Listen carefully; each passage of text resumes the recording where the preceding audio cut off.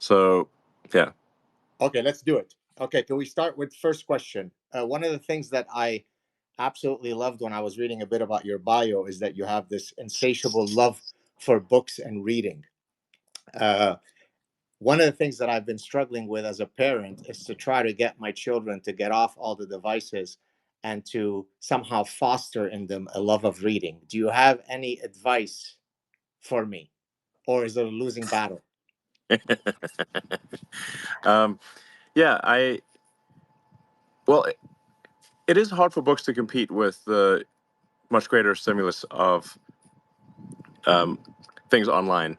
I mean, and the computers at this point are tuned to maximum limbic and cortical resonance, so it's very difficult for books to compete.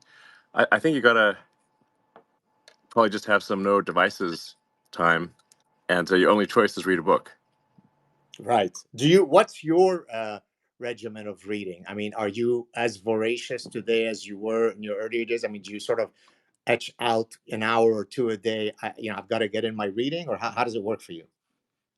Um, no, it's really if there's something interesting to read, I'll usually read it at pretty at high speed, um, and I find it actually is helpful to have a book read to you to go to sleep. So, um, as a way to sort of take your mind off a million problems at the end of the day and help you go to sleep is just have the book as an audiobook and have it read to you. And my apologies for apparently causing you nightmares in Ha! listening to my book. I mean, it was The Parasitic Mind. It's a very good book. I recommend it to everyone. In fact, I did recommend it to everyone. Thank you. Um, Yes. but it really does hit the nail on the head with respect to the sort of woke mind virus that is uh, damaging civilization. When Um, when did you first? I mean, so I'll first answer my question and then I'll turn it to you. So I first noticed all of these mind viruses in my academic work when I was trying to introduce, evolutionary psychology and evolutionary biology in the business school so that people can, have a greater explanation of why people do the things that they do. And most of my social science colleagues were so dead set against using biology to explain human phenomena. So that was my original sort of aha moment. We have a problem. When was it for you that you noticed that something was wrong? well, I guess if you go back and say, when did you see the first signs? I mean, you could arguably say it was even 20 years ago, but when did it become much more severe? I'd say about 5 years ago. Um, Come in the climate just before COVID. Um, and in fact, COVID, I think, is part of the degree of panic over COVID was exacerbated by this unwillingness to question science or question the accepted view, and simply be spoon-fed things from the government, um, and and also to shut down dissent and shut down any questioning of the narrative. Right. So this is because that's really part of parcel. Like for any given sort of um, virus, whereas biological or um, you know mental or digital, it has to have defenses. Otherwise, that virus won't survive. So one of the defenses of the woke mind virus is to shut down any questioning. Exactly. Well, that's. I mean, it's interesting that you say this because I was recently asked on a show. It was hosted by a British psychiatrist, and he asked me, Elon, what of all your years as an academic, as a behavioral scientist, what has been the singular phenomenon that has surprised you the most about humans? And and my answer is going to speak to what we're talking about here. And so I thought about it for a minute, and I thought, okay, well, probably what surprises me the most is people's inability to change their anchored position once it is deeply anchored, despite the fact that I might build you a huge nomological network of cumulative evidence to show you that my position might be vertical. There's no way to sway you. So if I were to turn the question to you, what would be the most surprising thing in all of your, illustrious, career that has surprised you the most about human behavior? Well, there's probably a long list there. terms of surprising the most, I mean, maybe I would share a similar view to you, which is that we're humans, once they take a position, even when presented with an overwhelming amount of evidence that undermines their position, nonetheless hold on to that position. Um, this I find to be astonishing, because I aspire to change my opinion if presented with new facts, and but this is a turns out to be a very unusual thing. Um, so And in a sense, I mean, it's disheartening, right? Because you'd like to think that, we're all pursuing truth, and certainly academics should be. And yet what I've regrettably found in my career is that, academics are some of the biggest ideologues around, right? I mean, as you know, having, read my book, all of these parasitic ideas originated from, the university ecosystem. So yeah. can we be optimistic that we could turn this thing around, Elon, or are we just screaming in the wind? Well, I think we have to be optimistic. I agree with, and my general philosophy is that it's better to be to err on the side of being optimistic and wrong than pessimistic and right. Right. If you're going to pick one of the two, I mean, you don't want to be irrational about it, but if it's borderline, better to pick on, assume optimistic and wrong. So I think, and I guess if you were to compare present day with how many times people change their mind, it's probably much better than the past, because people are at least exposed to a wide range of information. So there's probably more changing of minds and changing of opinions than ever before in history. It's just nonetheless astonishing how resilient people are in holding on to a wrong opinion. Um, Indeed. so it's sort of truth versus tribalism, I think, is Indeed. yeah. There's a great book that I briefly cite in the Parasitic Mind. It's by two French cognitive psychologists. And what they argued, Elon, is that the human mind did not evolve to seek some objective truth, but rather it evolved to win arguments. So that speaks to your point about tribalism, right? Because here I am in my sort of lofty ivory tower thinking, hey, if I present you with enough information, I could hopefully change your opinion. But the reality is, you don't want to listen to me because you just want to be on the winning team. Yeah, yeah. A lot of times, it's people will hold an opinion because that's what they see themselves as being on a particular team, like in a particular political party, or social point of view, and they they just regard it as the team winning the argument as opposed to truth winning the argument. Um, Indeed. and that seems to be overwhelmingly the case. Got you. Can we still go on for a while? It seems like the Yeah, sure. bugs. Okay, let's keep going. Yeah. Uh, I made the mistake of exploring some rare features, which I guess a lot of people haven't, and I stepped on some landmines. So I will refrain from testing obscure features for a while. Got you. Okay, so what would be? I mean, this question is really stemming from my latest book, where I was talking about happiness, and the way that I wrote this book, Elon. If you would have asked me 3 years ago, after Parasitic Mind, would I ever dare write a book about happiness, I would have never said yes. But a lot of people kept writing to me saying, "Hey, what's your secret? You always seem to be playful and joking around, and effervescent and so on. What's your secret to life?" And so I decided to write a book on Yeah. it. And in the book, I basically, I'm talking about what are some of the grand goals that shape, when I wake up in the morning and rub my hands together in gleeful anticipation of the day, there are certain things that shape my day to day. What would it be for you? What is it that makes Elon Musk wake up, rub his hands, and say, "Oh boy, I'm excited to be alive"? Um, Gold. Gold. Just kidding. Um, No, I don't get I the was just thinking feeling. of Scrooge McDuck and going for a swim in the money bin of gold. Um, but But Scrooge McDuck, I don't get the he's an feeling that underrated you're. character. They should do more. They should do a movie on Scrooge McDuck. Um, so, But you're not. I no, mean, no. you're not I someone guess who's. Go I'm ahead. excited by solving problems. Um, Okay. so if there's problems that I think are important and useful. Um, I get excited by the progression of civilization. So if we learn more things, we advance civilization, um, become more capable. That's cool. I mean, we're for SpaceX, it's about advancing rocket technology and spacecraft technology and space-based communications. And then for Tesla, it's about advancing sustainable energy, electric vehicles, battery packs that can be paired with solar and wind. So sort of advancing a sustainable energy economy and then also advancing autonomy, enabling the car to drive itself, so people do not have to suffer through the tedium of driving their car all the time. And also, cars can then have probably 5 times the amount of utilization that they currently do instead of just sitting in parking lots all day. Um, and then there's this Neuralink, which is somewhat esoteric, but long term trying to improve the data rate between um, humans and machines, so you can have better achieve a AI symbiosis. And in the short term, help people who have brain or spine injuries.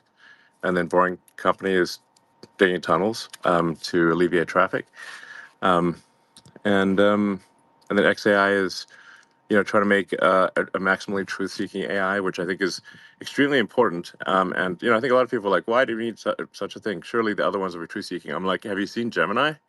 It's like, listen, it can't produce a picture. I mean, people should be quite concerned about stuff what they see in Gemini and ChatGPT.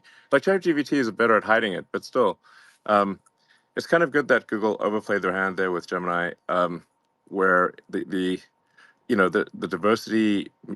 I mean, they must have just beaten that AI with a stick so hard, because such that no, like nothing you do can get it to produce a picture of a pope who's a white guy. Well, did Um, you see? Did you see? I actually put up a satirical set of memes where I asked it, "What does Elon Musk look like?" and it gave me Don Lemon. This was before you are had you the interview with serious? him. Well, I thought that was a joke. No, no, it was a joke. It was a Oh, joke. okay, it was a joke. Okay, I was like, but it's at this point I can't tell it's between parody and reality, because if he's like show a picture of George Washington and George Washington is a black woman, I'm like, what the hell? This is like actual historical figure. And it has crazy things like where you say like, is it which one is worse, global thermonuclear warfare or misgendering Caitlyn Jenner? And even Caitlyn Jenner says definitely misgender me. Caitlyn weighed in and said definitely misgender me. Right, That's I saw obviously that. Yeah. crazy. And but the Gemini is like saying, oh, you should not misgender. Nuclear war is better. I mean, like, okay, think about that. Now, if this is an all-powerful AI that somehow is capable of manipulating the world in ways that we don't understand, and might ultimately be our digital god, you have to be careful what you program into this thing, because it might take what seem like sort of silly guffs right now, but it, if it's got that as an sort of an output function, as a utility function, it might say, okay, you know what? There's too many whatever white guys in the world. Let's kill half of them. Right. It's Right. like it's not just fiction at that point. Um, and basically it's going to be leading to some pretty dangerous and bizarre outcomes. Um, and it could actually, like, if it's been taught like that misgendering is worse than nuclear war, it may decide that to avoid misgendering it should start a nuclear war. Like the Right. surefire way to stop any future misgendering is to kill all humans. Right. Exactly. problem Oh, problem solved. No more misgendering.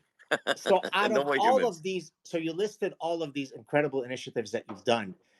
When you first purchased Twitter, I had produced a short clip where I said that, in my view, your purchase of Twitter will go down historically as the most important of all of your great initiatives. Do you feel that was that a right calculation on my part, or was I overstating the case? Well, you might be right. It's possible that it's possible that you're right. I mean, I didn't do the purchase because I thought it was a great way to make money, or because Right. you know I thought it would improve my quality of living. Because frankly, I knew that I would be, there would be a zillion slings and arrows coming in my direction, because the woke mind virus and various other sort of falsities are not going to take it lying down. Um, and I could just end up being killed by some crazy person, you know, that is an effective arm of the mind virus. So, um, but it really, and I couldn't quite put my finger on it, but it really felt like if it was there was a civilizational danger, Yeah. um, that unless one of the major online platforms broke ranks, then because they're all just behaving in lockstep, along with the legacy media, just everyone saying the same thing, and so there's like literally it was just no place to actually get the truth. It was almost impossible.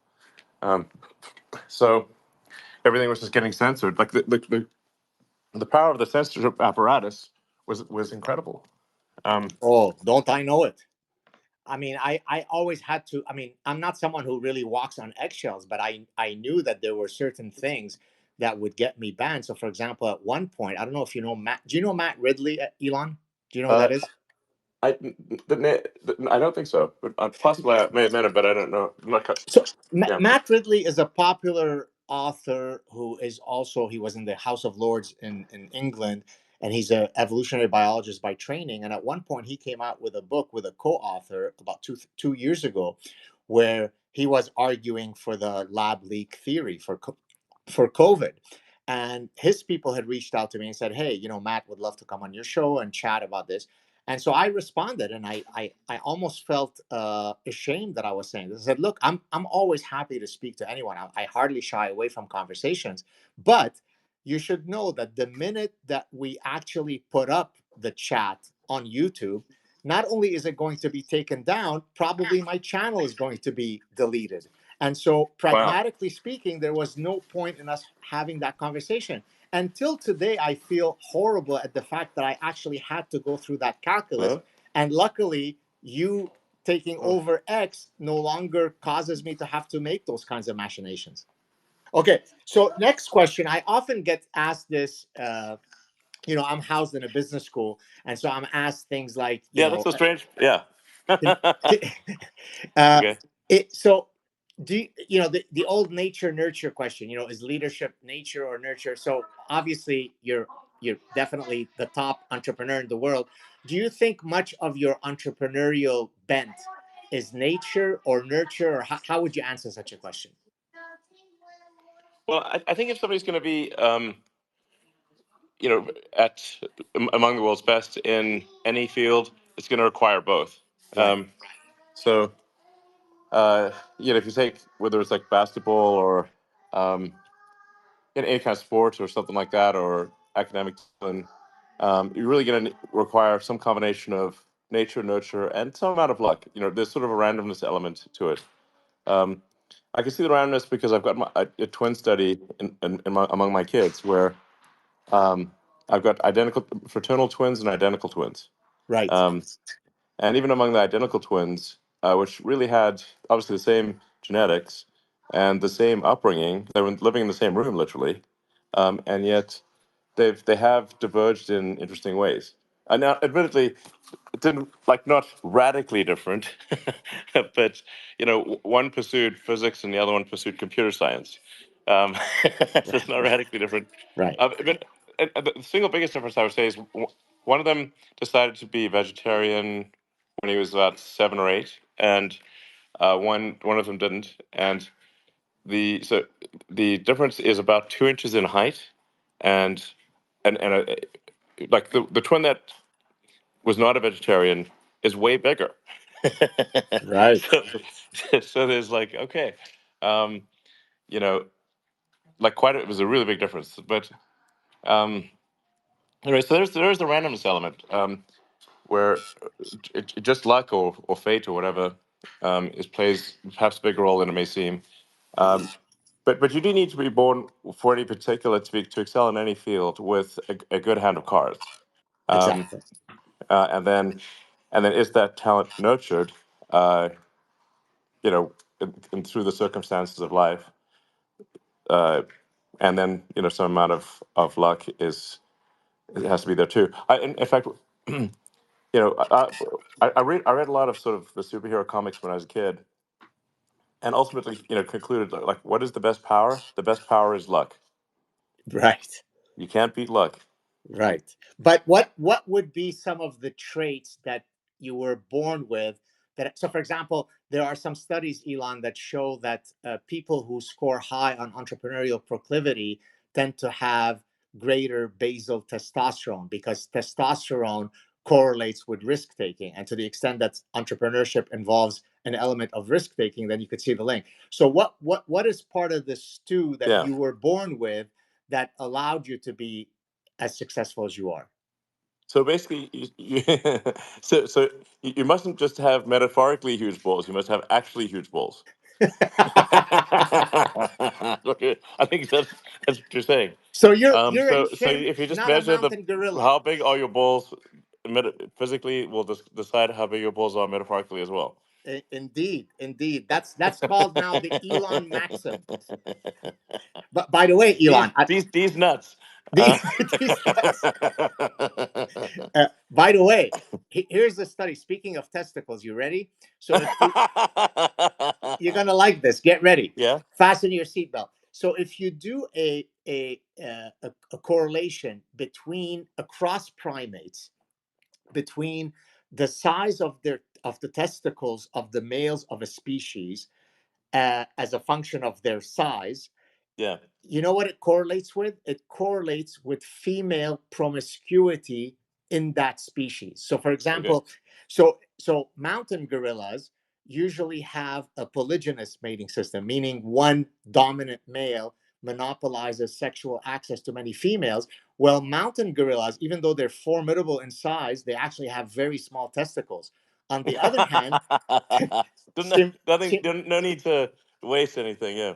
exactly. Whereas chimpanzees, Elon, are walking testicles because They just, they, just- they're just having sex all the time. And so there is massive opportunity for sperm wars. And okay. so this is the ultimate feminist theory because it basically argues that the size of the testes of the males of a species are an adaptive response to female sexual behavior in that species. Mic drop, no? Wow. Mic drop. We need a mic drop icon or something like that. We'll add that to the emoticons here. Um, All right, let me hit you with a couple of more questions. You and I have discussed privately. I'm going to say the acronym, and then I'm going to explain it to the people who don't get it. You've stated, I don't know if it was serious or facetiously, that you'd like to start a tits and ass institution. Now, well, actually, no. I think I can explain that. So, go ahead. um, so for a while there, I was wondering. Well, Massachusetts has MIT, and California has California Institute of Technology, CIT or Caltech as they call it. But why doesn't Texas have a Texas Institute of Technology? And then it dawned on me, TIT, yes. Um, that's probably the reason.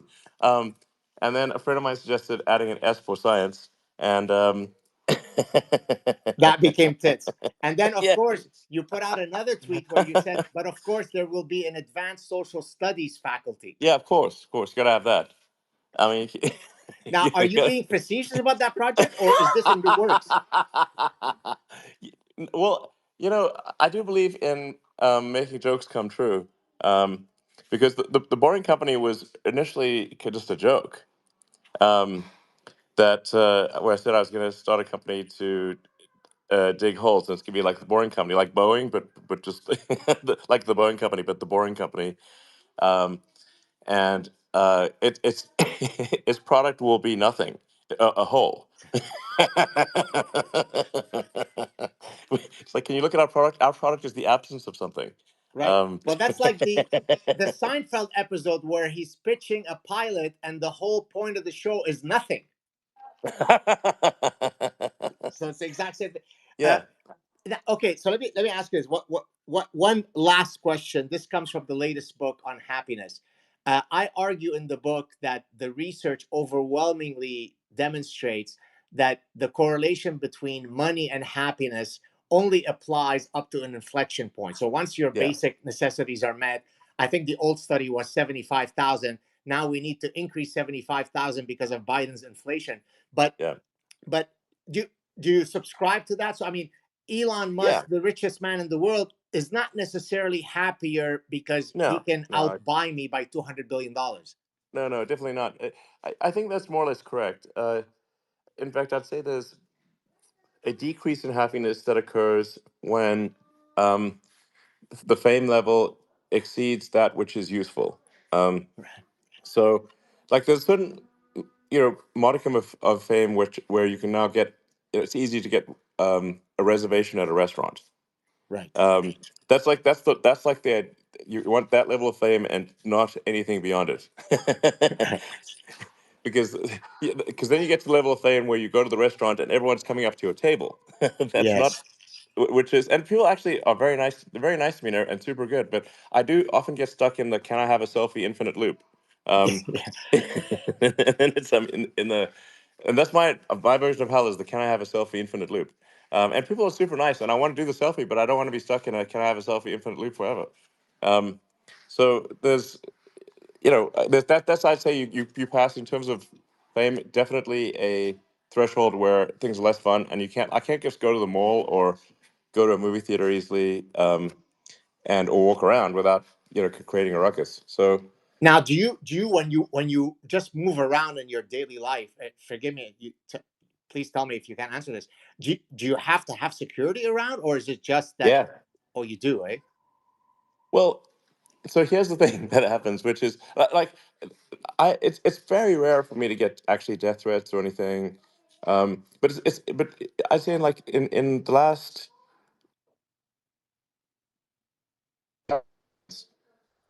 not related to actually like no one's ever said, "Well, I've got this terrible beef against you, and I'm going to kill you because of the following well thought out ideas." Right. but, but I have had two cases in the last actually just in the last 6 months where of two people who are just unfortunately just very mentally ill. Not subtle. It's not subtle. It's like and they have come to Austin to try to kill me, Oh my God. um, and with guns. So, but like I said, in both cases, that there's no one guy thought I'd put a chip in his head, um, like a Neuralink chip Wow. or something, and I'm like, which I think you got to consider the logic of that. Well, the chip's obviously not working. If I was putting a chip in to control him, it's clearly not working. So, or would he like an upgrade? Let's maybe a software update or something. Um, so one guy, they're basically just extreme schizophrenic, and another guy, he's actually reasonably okay when he's on his meds, but he stopped taking his meds, and then it's just total detachment from reality. So Yeah. So these are paranoid schizophrenics. yeah, Yikes.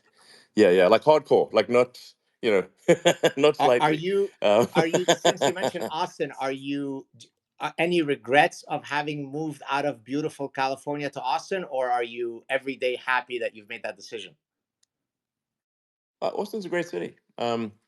And it's a boom town. It's probably the biggest boom town in America since LA in the '70s, and a ton of interesting people keep moving here. So I have a lot of friends that have moved here from New York and California and other parts of the world, um, and so it's really I think uh, it has all the pros and cons of a boom town. So it's a lot of energy but there's a shortage of houses and resources because lots of people are moving here. So overall, I feel very, very good about Austin. And like I said, there's more interesting people moving here every day. And But I think there's obviously a lot to be said for California. But I do feel like California is unfortunately going to go through this phase where the Golden State is going to cook the golden geese. Right. So it's sort of not enough to simply make the eggs. They're cooking the geese, and you don't want to be there while the geese cooking is happening. Yeah. Um, so I think at some point there'll be somewhat of a pushback, uh, but really the state kind of has to encounter financial difficulties before that happens. Um, and this with this hopefully at some point a reduction in the extreme amount of regulation the extreme amount of litigation, and the extreme amount of taxation, which are both over the top, and all three of those are over the top in California. So, um, it's, it's, as I mean, I think if you think about it as a state, you do want to maximize the number of golden eggs that get laid, um, and you don't want to cook the geese. So. So I think California's, many countries go through that phase, and California as a state is going to go through that phase. Um, so my preference is not to be there while the geese cooking is happening. Um, but I do visit a lot, and it's a beautiful state with a lot of potential. And I think ultimately, once the geese cooking is done, and there's hopefully some reforms done in California, then I'd potentially consider being like dual state at that point. Got you. Beautiful. Listen, I don't want to. I Yeah. want to be mindful of your time. I could keep you here for another 5 hours. What a delight to speak to you. Thank you so much, and thank you for all of your public support. Although I must say, as soon as I started seeing all of the lovely tweets that you would put out, I told my wife, "Oh, watch now the number of haters that are going to come my way."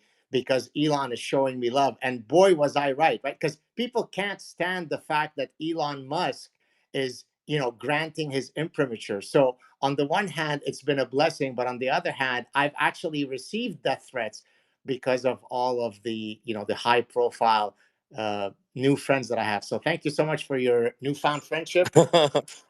Well, you're welcome. One thing I was going to say is that the probability of receiving a death threat is proportionate to the number of people who've heard your name. Right.